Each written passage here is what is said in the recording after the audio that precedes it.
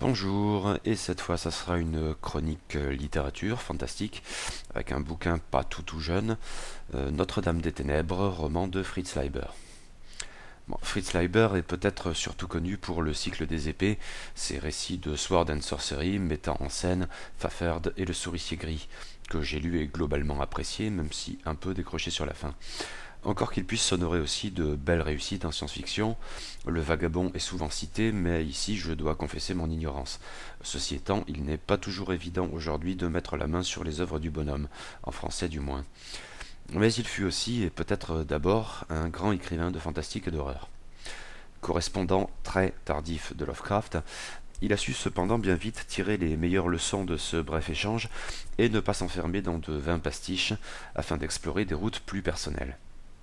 En fait, on lui doit bel et bien un certain nombre de récits que l'on peut considérer plus ou moins Lovecraftiens, semble-t-il, mais fort de leur singularité, ils ne sauraient être enfermés dans ce sous-genre de l'horreur. S.T. Joshi, dans The Rise, Fall and Rise of the Cthulhu Mythos, commente, et loue, pour autant que je m'en souvienne, abondamment ce pan de son œuvre. Mais il considère aussi que seule une nouvelle relativement tardive de l'auteur constitue pleinement un pastiche Lovecraftien, et par ailleurs un bon, The Terror from the Death, que j'ai lu et apprécié dans l'édition révisée de Tales of the Cthulhu Mythos, il y a quelques mois de ça. Cette nouvelle date de 1976, soit presque 40 ans après la mort de Lovecraft. Et en 1977, Leiber a publié, d'abord sous forme de nouvelle, titrée The Pale Brown Thing, un autre texte intéressant, puisant dans ce registre, mais pour revenir d'autant plus à une forme d'expression personnelle. La même année paraît une version augmentée de la nouvelle, étendue donc aux dimensions d'un roman, et bénéficiant sans doute d'un titre plus accrocheur, emprunté à Thomas de Quincey, Our Lady of Darkness, et donc Notre-Dame des Ténèbres chez nous. On en fait généralement une des plus belles réussites de l'auteur dans ce genre. En tout cas, j'en avais reçu des échos très favorables, et comme cela faisait bien trop longtemps qu'il prenait la poussière dans ma bibliothèque de chevet, je me suis enfin décidé à me lancer dans ce roman. Le résultat, une lecture très appréciable sans doute, mais j'avoue être tout de même un peu déçu. Sans doute parce que les très bons échos me faisaient espérer un authentique chef-d'œuvre, mais peut-être du coup suis-je un peu passé à côté. Toujours est-il que j'ai trouvé le livre bon, oui, peut-être même très bon, avec un peu moins d'autoconviction, mais pas aussi génial que je le souhaitais. Satisfait sur la durée, j'ai un peu lâché l'affaire sur la fin, dont je ne sais pas vraiment que penser. Ceci étant, c'est un livre très riche et qui offre de multiples pistes de lecture. Il ne fait aucun doute que certaines m'ont échappé d'ailleurs, et c'est d'abord et avant tout un livre surprenant. Ne serait-ce que par son ton d'ailleurs. Ce roman de 1977 sonne, si j'ose dire, très 1977, ce qui n'avait rien de si évident pour un auteur ayant commencé à écrire 40 ans plus tôt. Mais peut-être cela témoigne-t-il d'une évolution du genre horrifique en littérature, évolution dans laquelle l'auteur a probablement eu sa part, au-delà de l'horreur Lovecraftienne initiale, et via, disons, un Richard Matheson parallèlement, nous aboutissons à un roman, dans le cas présent, qui ne départ pas forcément au milieu des Stephen King, disons, ayant à l'époque récemment fait leur apparition. En fait, pour le coup, certains aspects de Notre-Dame des Ténèbres m'ont beaucoup fait penser au roi, et en bien. Bon, je m'égare peut-être. Reste que ce ton participe pleinement de la singularité, en fait, du roman, qui rappelle à notre bon souvenir la fantaisie au sens large et le weird du début du siècle, mais afin d'infuser de réminiscences savoureuses une horreur autrement très moderne, jusque dans son ambiance mi-érudite, mi-prosaïque. Le héros y est pour beaucoup, un héros écrivain d'horreur, forcément, et qui, dans son histoire comme dans les sonorités germaniques de son nom, Franz Westen, s'affiche bien vite comme un avatar romanesque de Fritz Leiber lui-même. Il semble d'ailleurs avoir glissé bien plus de sa vie dans ce roman que ce qui saute immédiatement aux yeux. Néanmoins, un caractère autobiographique essentiel, l'évocation d'une longue dépression alcoolique suite au décès de son épouse, fait de ce Leiber-là un héros finalement très kingien lui aussi. Encore que présenter les choses ainsi relève très probablement de l'anachronisme.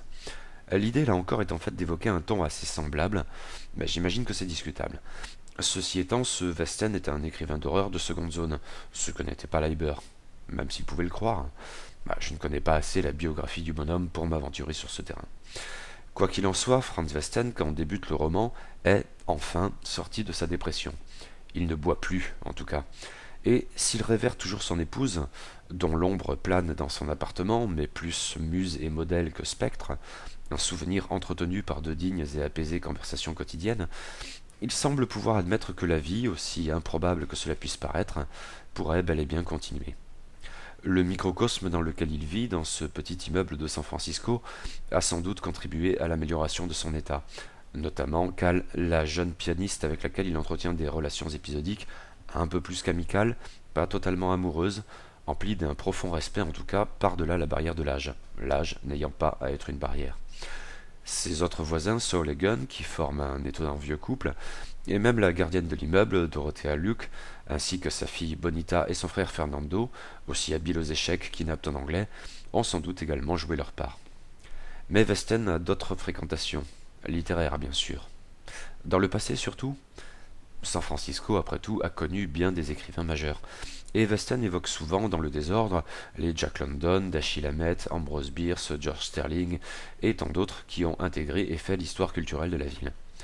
Peut-être dans cette énumération incomplète faut-il toutefois singulariser un auteur, ni plus ni moins que Clark Ashton Smith, poète et nouvelliste brillant, qu'on ne saurait réduire au seul rôle de correspondant d'un H.P. Lovecraft, résidant à l'autre bout du continent, et ce quand bien même Westen connaît et apprécie les récits du gentleman de Providence. Pas que ces récits d'ailleurs.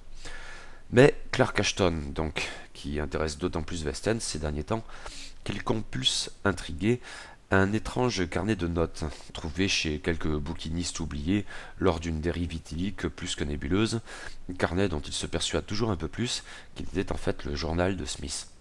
Il lui faudra en discuter avec l'ami quelque peu fantasque James Donaldus Byers, grand connaisseur de la vie et de l'œuvre smithienne.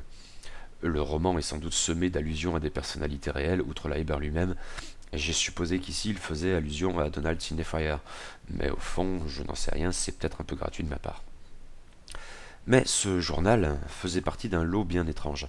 Il était associé à une rare édition d'un très étonnant ouvrage ésotérique, dû à un mystérieux Thibaut de Castries, et intitulé Mégapolissomancie, du nom de la science que disait fonder l'auteur.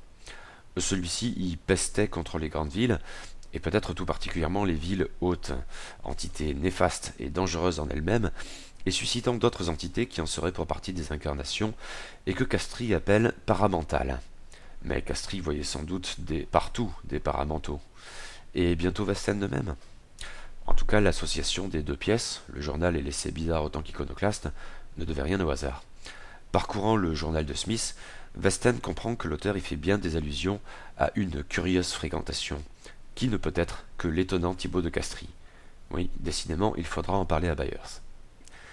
En attendant, pourquoi ne pas faire une petite balade? Les lectures de Westen l'amènent à s'interroger sur la généalogie de son immeuble, et ses camarades se montrent aussi assez curieux.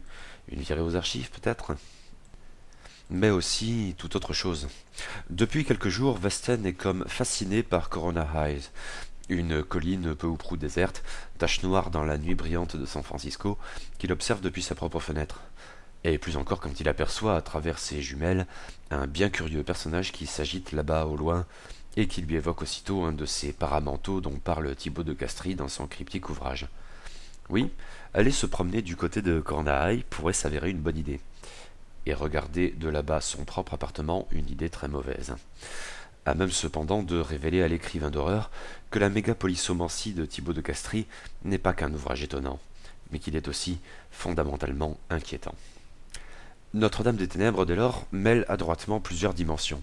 L'évocation du quotidien de Westen, assez prosaïque, relève donc peut-être d'une forme de banalité délibérée, pas désagréable par ailleurs, car essentiellement humaine. C'est d'ailleurs l'occasion de mettre en valeur deux beaux personnages qui, comme tels, s'avèrent bien moins ordinaires qu'on ne le croirait au premier abord. Cal, au premier chef, vraiment un personnage féminin entier et intéressant, qui peut par ailleurs susciter quelques fantasmes. À la manière de contes fantastiques plutôt que de tableaux ouvertement sexuels, le cas échéant. D'où une deuxième dimension qui infuse dans le quotidien une appréciable dimension fantomatique, relativement classique. Leiber fait semble-t-il référence, et plus d'une fois à un Mar James, que je n'ai toujours pas lu honte sur moi, mais d'autant plus joueuse, et qui en même temps ne manque pas d'être subvertie par les élucubrations de Thibaut de Castries sur les paramentaux. Mais via Thibaut de Castries, le roman adopte une autre dimension encore, et dois-je dire celle qui m'a le plus parlé, sans surprise.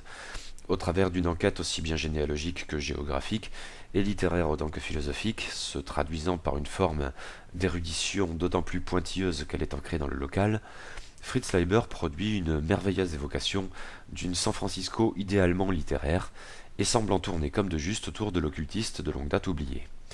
C'est ce qui produit les plus passionnants chapitres du roman, en son milieu à peu près, quand Franz Westen a une longue, très longue conversation, tout en faux semblant et procédé ironiquement artiste, avec le fantasque James Donaldus Byers.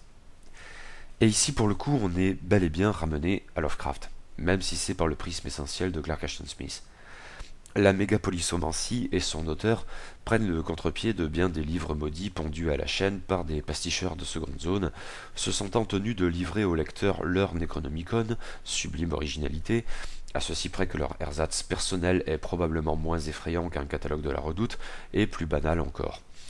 La mégapolysomancie, au contraire, semble exister, et d'autant plus peut-être que son auteur a semble-t-il tout fait pour la faire disparaître. Mais c'est justement que Thibaut de Castries en lui-même bénéficie d'une chair et d'une âme, le distinguant pour le mieux de tant d'avatars en mode mineur de quelques poètes fous séminales. L'auteur existe, d'une certaine manière, et peut-être même existe-t-il d'autant plus que le lecteur le sait fictif, au milieu d'un roman métafictionnel, citant à tour de bras bien des auteurs tout à fait réels, eux. Il en va de même pour son livre, et les élucubrations de Castries sur les paramentaux, du fait d'un jeu littéraire futé, prennent corps à leur tour, si j'ose dire, tandis que la science hermétique du magicien semble toujours plus susceptible de devenir vérité elle aussi. Après tout, ce charlatan obsédé par les grandes villes, et prétendant disposer de pouvoirs considérables justement pour avoir percé leurs secrets, s'est-il installé à San Francisco au hasard? Il s'y est certes fait un improbable cercle d'amitié littéraire, et des plus prestigieuses. Mais à la différence de ces sommités portées sur le dandysme, Thibaut de Castries ne joue pas. Il est mortellement sérieux, et plus inquiétant que jamais après le tremblement de terre de 1906. Y aurait-il eu sa part? Leiber se montre très rusé en mêlant toutes ces dimensions de son récit et en parvenant à en exprimer une cohérence qui n'avait rien d'évident. Le roman semble prendre plusieurs directions, mais sans jamais se disperser, et il convainc aussi bien quand il décrit le petit cercle d'amis attablés dans un restaurant, la menace paramentale à qui harcèle Westen parce qu'il le veut bien, ou ses recherches et entretiens destinés à percer le mystère de Thibaut de Castries, et tout autant celui de sa relation avec Clark Ashton Smith. Ce, même si j'avoue avoir une préférence pour ces ultimes dimensions, une histoire de naturel chassé, puis de galop sans doute. Mais en même temps, je ne suis pas totalement convaincu, sans forcément savoir par quoi. Peut-être tout de même du fait d'un procédé du roman souvent affiché dans les critiques que j'ai pu parcourir, et qui est son recours à des archétypes jungiens. J'avoue ne rien comprendre à cette affaire, et ne pas m'y intéresser plus que ça, à tort peut-être. Elle joue peut-être plus particulièrement son rôle dans les derniers chapitres du roman, qui, pour le coup, après le brio des chapitres impliquant l'érudit Byers, et jusque dans leurs conclusions pseudo-érotiques, étonnamment dérangeantes, me paraissent tomber un peu à plat. L'horreur y reprend une dimension plus psychologique que jamais, avec un Westen en pleine chute libre paranoïaque, et forcément à la limite du délire éthylique, ou plus précisément, de ce délirium très mince qui caractérise le sevrage, et non l'addiction. Dimension qui aurait pu être intéressante et l'est tout d'abord, mais l'auteur m'a semblé faire un peu trop durer le plaisir. D'autant, spoiler peut-être, attention, une vingtaine de secondes, et c'est davantage problématique, ou du moins étonnant, que le traitement des questions paramentales et mégapolysomanciennes semble alors verser tout naturellement dans un occultisme de pacotille, à milieu de la forme de grandeur que l'on associait jusqu'alors aux amusantes et pas si bêtes bêtises hermétiques de Thibaut de Castries, et ce jusqu'à un exorcisme agnostique et ridicule qui m'a laissé plus que perplexe, sans même parler du happy end qui suit aussitôt. Tout cela alors n'était qu'une blague? Mais c'était une bonne blague pourtant. Or j'ai l'impression que l'auteur rompt en définitive l'illusion avec comme un rire sarcastique qui m'a paru un brin désagréable. Non pas d'ailleurs en rationalisant l'horreur, et pas davantage en affirmant ultimement sa dimension essentiellement psychologique. L'horreur est bien externe, réifiée, mais elle ne fait plus peur. Est-ce là le propos? Que Fritz Leiber questionne la littérature horrifique, voire la littérature tout court, au fil de ce roman érudit et joueur, ne fait guère de doute. Mais qu'en dit-il vraiment au fond? Eh bien, je ne sais pas, ou ne veux pas savoir peut-être. Ce n'est certes pas le premier roman à m'échapper en définitive, et ce ne sera de toute évidence pas le dernier. Cela dit, certaines œuvres dans ce registre, tout en me laissant entendre que je n'y ai pas tout compris, voire rien du tout, sont autant d'appels du pied pour que je m'y remette avec plus d'attention et de sérieux. Ici, eh bien, la perplexité demeure, mais sans m'inciter vraiment à y revenir. Même si, d'une certaine manière, c'est pourtant ce que je tente de faire avec cet article, que j'ai un peu laissé mitonner au cas où, sans grand succès comme vous le voyez. Car il est fort probable que je sois passé à côté de quelque chose en définitive. Pas mal de choses, oui aussi, c'est possible. Absolument tout, peut-être. En tout cas, je me sens un peu floué, en définitive. Et le bilan s'en ressent de manière ô combien subjective et hontée. J'ai bien aimé l'essentiel du roman, mais sa fin, entendue relativement largement, me laisse vraiment un peu trop perplexe pour le coup. Une sensation que j'apprécie parfois, mais pas vraiment ici. Cela reste un exercice malin de littérature fantastique et sur la littérature fantastique. Mais il y a quelque chose de trop ou qui manque. Je ne sais pas.